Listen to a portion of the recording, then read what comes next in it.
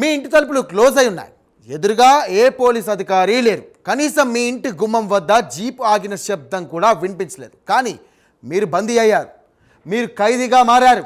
మీరు చేసే ప్రతి మూమెంట్ను ఎవరో కళ్ళల్లో దీపం పెట్టుకొని మరీ గమనిస్తున్నారు. వినడానికి విడ్డూరంగా ఉన్న ఇది నగ్న సత్యం. ఇదే ఇప్పుడు దేశవ్యాప్తంగా వణికిస్తున్న డిజిటల్ అరెస్ట్ మాఫియా పన్నాగం. బాలానగర్ చెందినటువంటి వృద్ధుని ఏకంగా 15 రోజుల పాటు తన సొంత ఇంట్లోనే బందీగా చేసి ఎక్స్ట్రాల 42 లక్షల రూపాయలకు నొక్కేసినటువంటి ఆ కిలాడి ఎవరు? కంబోడియా గడ్డపై నుండి సాగినటువంటి ఈ హారర్ క్రైమ్ వెనుక ఉన్న మాస్టర్ మైండ్ అసలు కథ ఏంటి? సైబరాబాద్ సైబర్ క్రైమ్ పోలీసుల ఈ అంతర్జాతీయ ముఠా గుట్టును ఎలా రట్టు చేశారు? ఆ వివరాలేంటో ఇప్పుడు మీకోసం.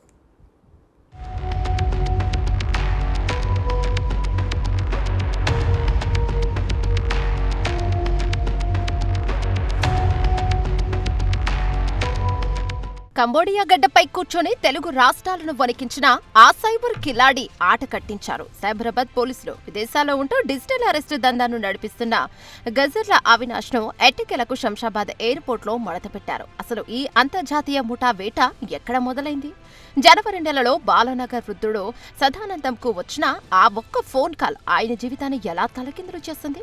అప్పుడే సదానందం ఫోన్ రింగ్ అయింది. అవతల నుంచి వినిపించిన మాటలు ఆయనను వణికించాయి. మీ మొబైల్ నంబర్ పైన 17 క్రిమినల్ కేసులు నమోదయ్యాయి. మీరు తీవ్రమైన నేరాలకు పాల్పడ్డారు అంటూ బెదిరింపులు మొదలయ్యాయి.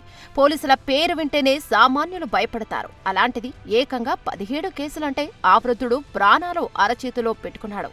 మీరు సీనియర్ సిటిజన్ కాబట్టి ఆన్లైన్లోనే విచారణ జరుపుతామని నమ్మించారు. స్కెచ్లో భాగంగా ఒక వీడియో కాల్ మొదలైంది. అవతలి వైపు పోలీస్ డ్రెస్ లో ఉన్న అధికారి. ఇక్కడే అసలు ఆట మొదలైంది. ఇది కేవలం ఫోన్ కాల్ కాదు, సదానందం జీవితాన్ని చిందరవందర చేసే ఒక సైబర్ సునామీ అని ఆయన అప్పుడు ఊహించలేదు. Crime number 341/26 cyber crime police station సైబరాబాద్కు సంబంధించినటువంటి డిజిటల్ అరెస్ట్ కేసులో ఒక నేరస్తుని అప్రహెండ్ చేయడం జరిగింది. అతని దగ్గర నుంచి 12 లక్షల రూపాయలు రికవరీ చేయడం జరిగింది.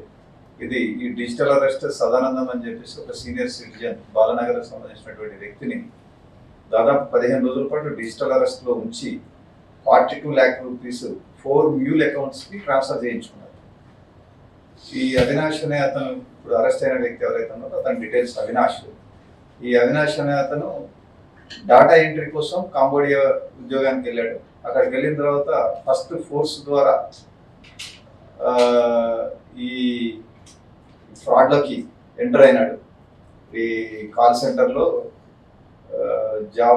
జాబ్స్ ఉన్నాయని చెప్పేసి, లేకపోతే ఇంకా ఏదైనా ఈ కాల్స్ చేసి భారతీయుల్ని ఇబ్బంది పెట్టి ఫ్రాడ్ చేసే దాంట్లో. ఆ తర్వాత వాలంటరీగా తనంతట తానే స్వచ్ఛందంగా ఇటువంటి ఇల్లీగల్ యాక్టివిటీస్లో పాల్గొనడం జరిగింది.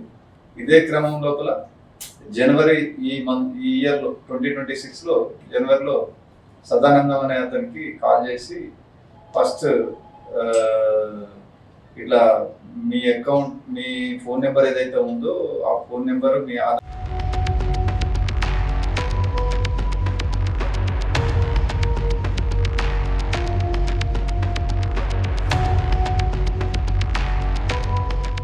బాధితుడిని మానసికంగా దెబ్బతీయడంలో ఆ నేరగాలు సక్సెస్ అయ్యారు. 15 రోజుల పాటు సదానందం తన ఇంట్లోనే ఒక ఖైదీలా బ్రతికాడు. కెమెరా ముందు నుండి కదలకూడదు, ఎవరికీ ఫోన్ చేయకూడదు, బయటకు వెళ్ళకూడదు. ఇవే ఆ ముఠా విధించిన కండిషన్స్. ఫోన్ కట్ చేస్తే చాలు అరెస్ట్ వారెంట్ వస్తోందని భయపెట్టారు.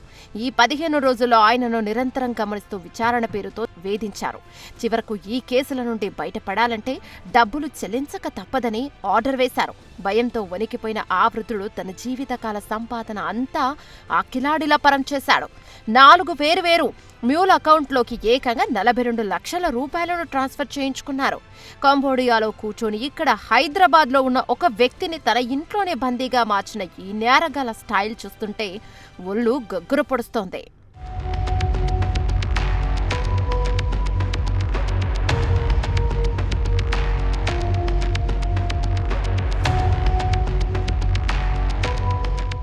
ఈ దారుణానికి ఒడిగట్టిన ప్రధాన సూత్రధారి గజర్ల అవినాష్. జగిత్యాల జిల్లా మేడిపల్లి మండలం కట్లకుంటకు చెందిన 26 ఏళ్ల ఈ యువకుడు బీటెక్ మధ్యలోనే ఆపేసి ఈజీ మనీ కోసం నేరాల బాట పట్టాడు.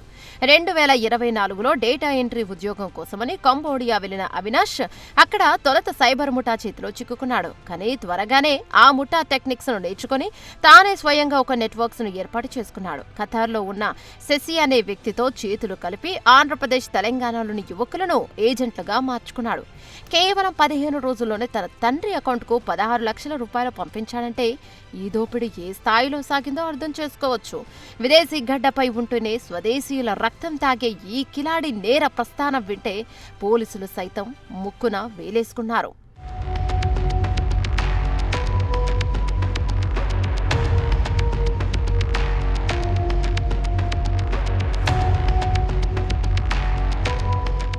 కేసును సైబరాబాద్ సైబర్ క్రైమ్ పోలీసులు అత్యంత ప్రతిష్టాత్మకంగా తీసుకున్నారు. విశాఖపట్నానికి చెందిన కృష్ణ అనే వ్యక్తి బ్యాంక్ ఖాతాను ట్రేస్ చేయడంతో అసలు లింకులు బయటపడ్డాయి. ధనంజయమూర్తి, శశి అనే వ్యక్తుల పేర్లు వెలుగులోకి రావడంతో దర్యాప్తు వేగవంతం చేశారు. గతంలోనే 4 నిందితులను అరెస్ట్ చేసిన పోలీసులు వారిచ్చిన సమాచారంతో అవినాష్ కోసం గాలింపు ముమ్మరం చేశారు. మార్చి నెలలో అవినాష్ ఇండియాకు తిరిగి వస్తున్నాడన్న పక్కా ఇన్ఫర్మేషన్తో శంషాబాద్ విమానాశ్రయంలో మాటు వేశారు.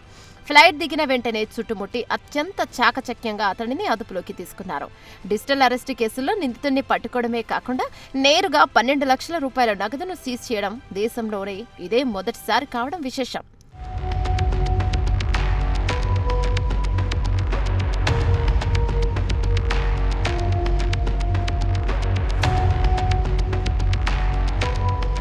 సైబరాబాద్ డీసీపీ సాయి మనోహర్ కేసును దర్యాప్తు చేశారు. స్వయంగా పర్యవేక్షించారు ఆయనే. వైజాగ్ నుండి ముంబై వరకు పోలీసు బృందాలుగా గాలింపు చర్యను చేపట్టాయి. నిందితుడు వాడిన మ్యూల్ అకౌంట్ల నెట్వర్క్ను ఛేదించడం పోలీసులకు పెద్ద సవాలుగా మారింది.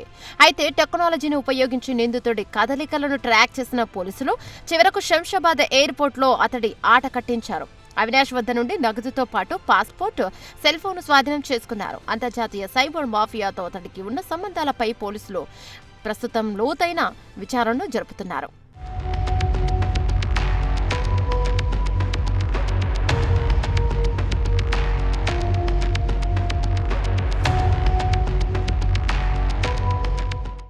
చూసారుగా, టెక్నాలజీ పెరిగే కొద్దీ నేరగాళ్లు కూడా తమ రూట్లను మారుస్తున్నారు. ఈ సందర్భంగా డీసీపీ సాయి మనోహర్ ఒకటే హెచ్చరికలు చేశారు. భారత చట్టంలో డిజిటల్ అరెస్ట్ అనే పదమే లేదు. ఏ పోలీస్ అధికారి కూడా వీడియో కాల్లో విచారణ చెయ్యరు, డబ్బులు అడగరు. ఎవరైనా పోలీసుల పేరుతో ఫోన్ చేస్తే కనుక, భయపడితే కనుక భయపడకండి. తక్షణమే పోలీసులను ఆశ్రయించండి. ముఖ్యంగా ఒంటరిగా ఉండే వృద్ధులు ఇలాంటి సైబర్ మాయగాళ్ళు పట్ల అత్యంత అప్రమత్తంగా ఉండాలి. గుర్తుంచుకోండి, మీ భయమే నేరగాళ్ల పెట్టుబడి. అప్రమత్తంగా ఉండండి, సైబర్ నేరాల బారిన పడకండి.